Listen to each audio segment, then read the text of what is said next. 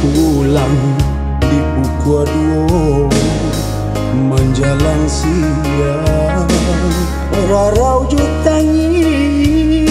indah katakan,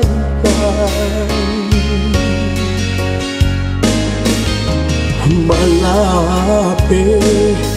dalam pangkuan curahan kasih, tumpuan sayang ngilu taraso lama pasandian sakit manyeso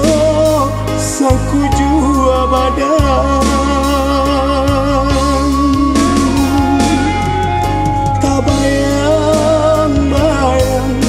garah jukuranyo tangian yang rato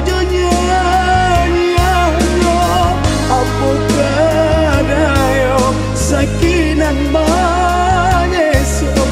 marangguinya kurang nanda cinta Tuhan tanamkanlah hati nanta guncang Allahnya sampai batengan badan madura nyatanya sudah ranyanya kini hati dan mamang ajonya datang di dalam mimpi-mimpi mangkono rindu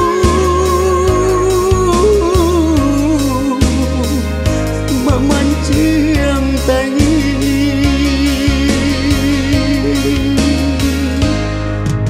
jodoh suci kita iring bau sumayang menjomaji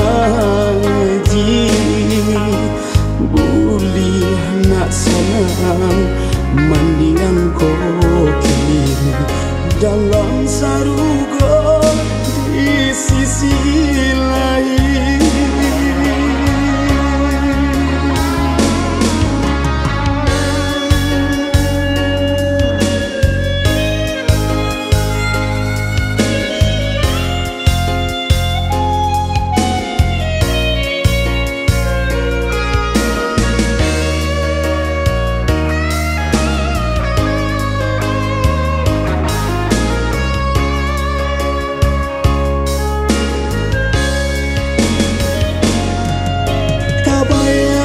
Bayang-bayang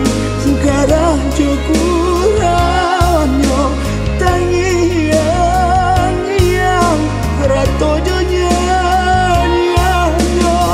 apakah dayo sakinan manyeso marangguinya kurang nanda cinta Tuhan tanamkanlah hati nanta guncang Allahnya hilang sampai batengan badan madura nyatanya sudah ranyanya kini hati dan mamang ajonya datang di dalam mimpi-mimpi mangkono rindu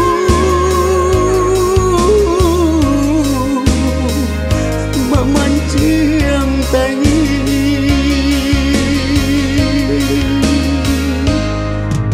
jodoh suci kita iring